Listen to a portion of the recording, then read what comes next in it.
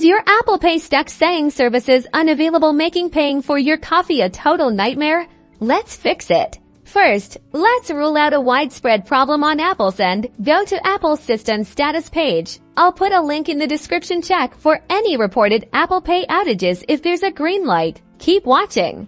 Next, make sure your iPhone's software is totally up to date.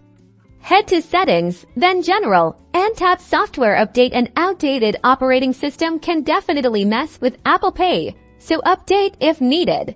A weak or unstable internet connection can also be the culprit. Check your Wi-Fi signal, or switch to cellular data and see if that solves it. If not, keep watching for more steps. Sometimes, a simple reset is all you need. Restart your iPhone. It's surprising how often it can clear things up.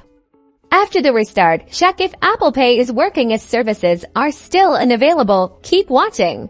Okay, let's try removing and reading your cards. Open the Wallet app, tap the card you're having trouble with, tap the 3 dots, and select Remove this card. Then, hit the plus button at the top to add it back. That might do the trick.